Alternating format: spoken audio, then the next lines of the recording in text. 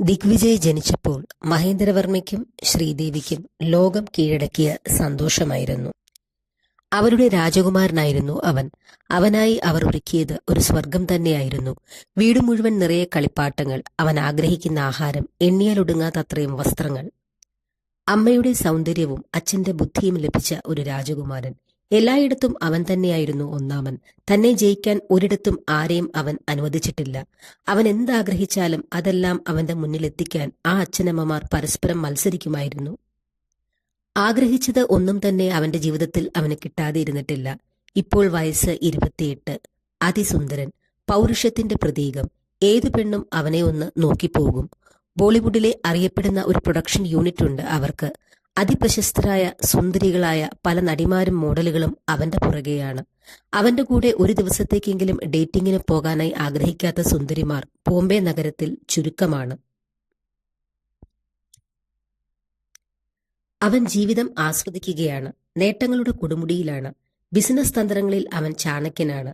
മുംബൈയിൽ തന്നെ അവർക്ക് ധാരാളം ഫ്ളാറ്റുകളുണ്ട്. അതിൽ അവന് ഏറെ ഇഷ്ടം ജുഹുവിൽ ഉള്ള ഫ്ളാറ്റാണ്. അവൻ അവിടെയാണ്. മുംബൈ പട്ടണത്തിൽ തന്നെ അതിവിശാലമായ ഒരു ബംഗ്ലാവിലാണ് മഹേന്ദ്രവർമ്മയും കുടുംബവും. ഇടയ്ക്ക് അവൻ അവിടെ ചെന്ന് അവർക്കൊപ്പം നിൽക്കാറുണ്ട് എങ്കിലും ഫ്ളാറ്റിൽ തനിയെ നിൽക്കാനാണ് അവന് ഇഷ്ടം. ബോളിവുഡിലെ അതിപ്രശസ്തരായ ഒരു നടിയുമായി കുറച്ചുനാൾ അവൻ അടുപ്പത്തിലായിരുന്നു. അവർ ഒരുമിച്ചായിരുന്നു ആ ഫ്ളാറ്റിൽ. പിന്നീട് അവൻ അത് ഉപേക്ഷിച്ചു. അവന്റെ ജീവിതത്തിലേക്ക് പല പെൺകുട്ടികളും കടന്നു വന്നിരുന്നു. അവന്റെ അച്ഛന് അതൊന്നും വലിയൊരു തെറ്റായി തോന്നിയിരുന്നില്ല. ആരെയെങ്കിലും അവന് മനസ്സിന് ഇഷ്ടപ്പെട്ട് വിവാഹം ചെയ്തു കഴിഞ്ഞാൽ പിന്നെ ആ ഒരു വഴിയിൽ മാത്രമായി അവൻ ഒതുങ്ങും. അങ്ങനെയായിരുന്നല്ലോ താനും എന്നാണ് അയാൾ ചിന്തിക്കുന്നത്. ചെറുപ്പത്തിൽ അമ്മയ്ക്കൊപ്പം ചിറ്റത്ത് തറവാട്ടിൽ പോയ ചെറിയ ഒരു ഓർമ്മ മാത്രമേ വിജയിക്കുള്ളൂ. അവൻ കേരളത്തിലേക്ക് പോകാൻ ഇഷ്ടപ്പെടുന്ന കൂട്ടത്തിൽ അല്ല.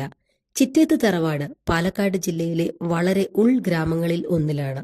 അത്രയും പട്ടിക്കാട് പോലെയുള്ള ഒരു സ്ഥലത്ത് പോകാനേ അവന് ഇഷ്ടമല്ല.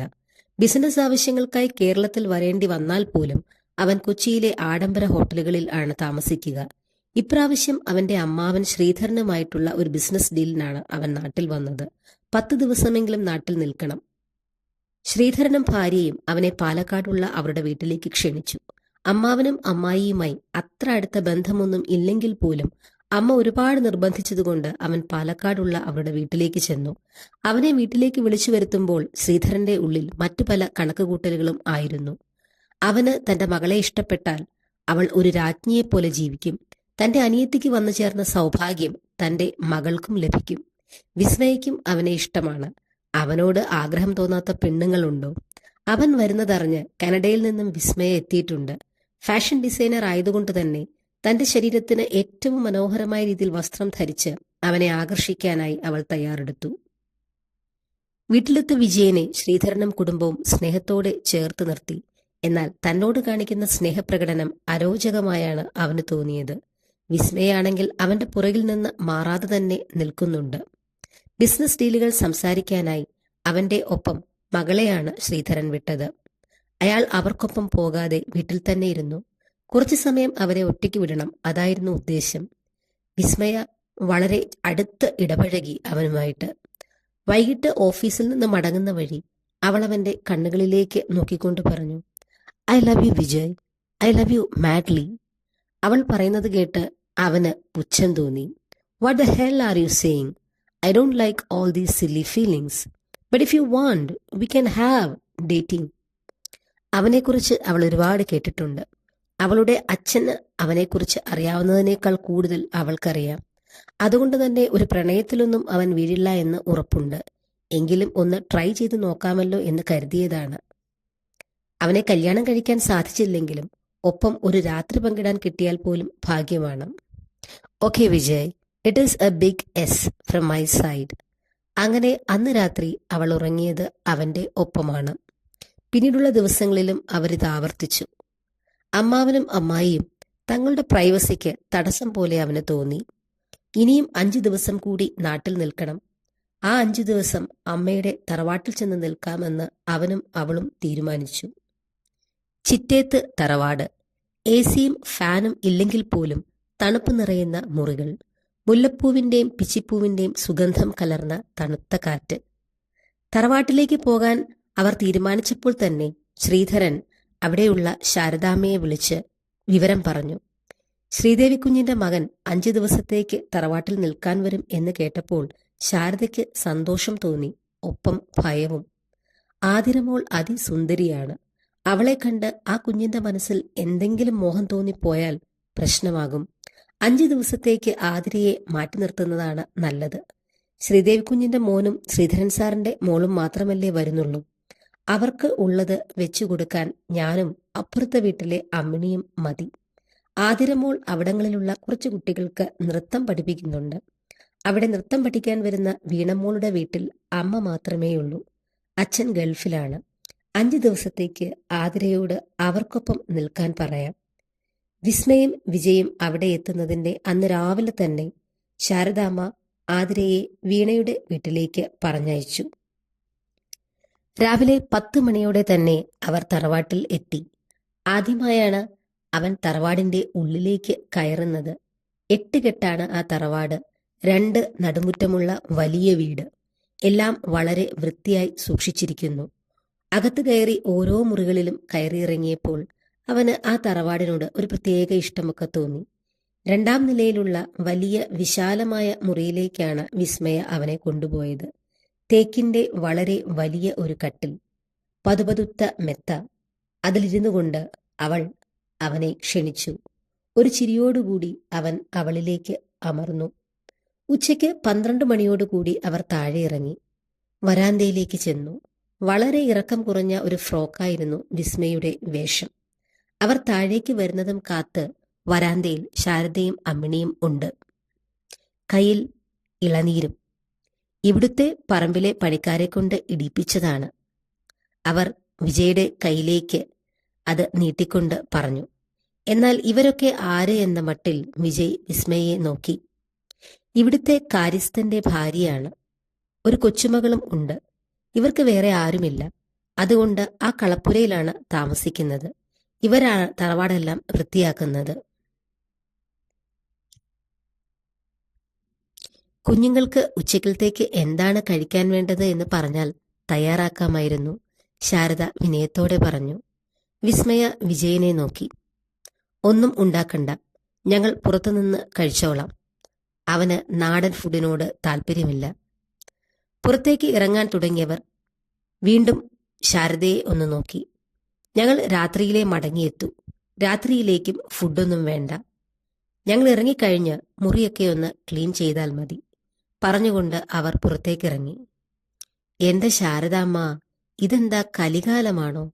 കല്യാണം പോലും കഴിഞ്ഞിട്ടില്ല രണ്ടുപേരുടെയും. അല്ലാതെ തന്നെ ഒരുമിച്ച് താമസിക്കാൻ തുടങ്ങിയിരിക്കുന്നു. അമ്മിണി മൂക്കത്ത് വിരൽ വെച്ചുകൊണ്ട് പറഞ്ഞു. എന്റെ അമ്മിണി, അവരൊക്കെ വലിയ ആളുകളാണ്. നമ്മളൊന്നും കണ്ടിട്ടുമില്ല കേട്ടിട്ടുമില്ല. ഇനിയും ഒരു 4 ദിവസം കൂടി എന്റെ കുഞ്ഞിനെ മാറ്റി നിർത്തണമെന്ന് ആലോചിക്കുമ്പോഴാണ് എനിക്ക് വിഷമം. അത് അങ്ങനെ തന്നെ മതി ശാരദാമ്മേ.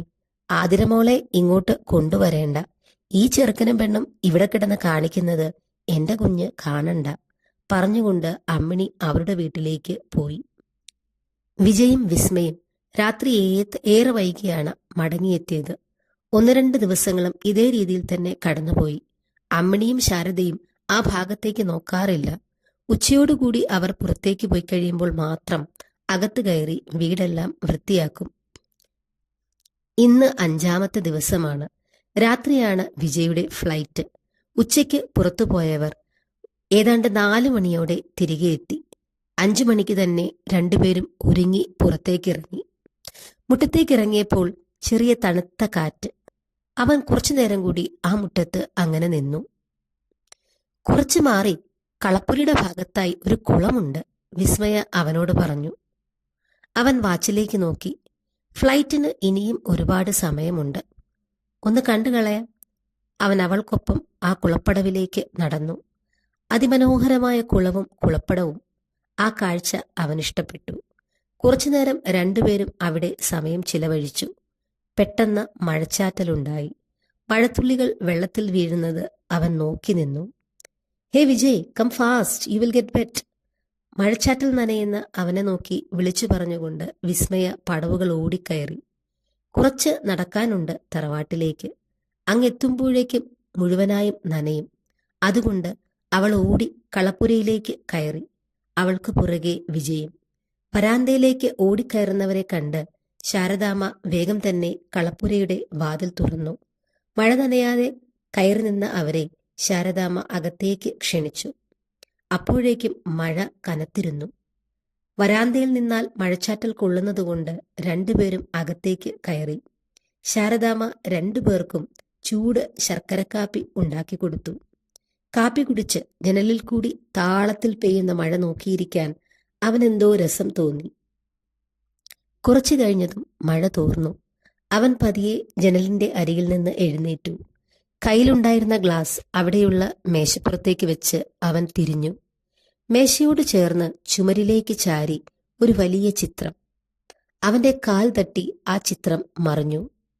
അവന്റെ കണ്ണുകൾ ആ ചിത്രത്തിൽ പതിഞ്ഞു. അവൻ ആ ചിത്രം കയ്യിലെടുത്തു. കടും നീല നിറത്തിലുള്ള പട്ടുപാവാട അണിഞ്ഞ് നിതംബം വരെ എത്തുന്ന കറുത്ത ചുരുണ്ട വാർമുടി അഴിച്ചിട്ട് കയ്യിൽ ദീപവുമായി തുളസിത്തറയ്ക്ക് മുന്നിൽ നിൽക്കുന്ന ഒരു അപൂർവ സൗന്ദര്യം. അവൻ ആ ചിത്രത്തിൽ കണ്ണെടുക്കാതെ നോക്കി നിന്നു. അത് അവളുടെ ചിത്രമായിരുന്നു, ആതിരയുടെ. അവളുടെ അച്ഛന്റെ ഏറ്റവും അടുത്ത സുഹൃത്തായിരുന്നു ശിവൻ. അയാൾ ഒരു ചിത്രകാരനാണ്. ആതിരയെ സ്വന്തം മോളെപ്പോലെ തന്നെയാണ് ശിവന്. അവളുടെ 18ാം പിറന്നാളിന് സമ്മാനമായി ശിവയച്ഛൻ അവൾക്ക് വരച്ചു നൽകിയതാണ് ആ ചിത്രം. അവൻ പതിയെ ആ ചിത്രം ശാരദാമ്മയുടെ നേരെ തിരിച്ചു പിടിച്ചു. ആരാണിത്? അവന്റെ ചോദ്യം കേട്ട് ശാരദാമ്മയുടെ കണ്ണുകളിൽ ഭയം നിറഞ്ഞു.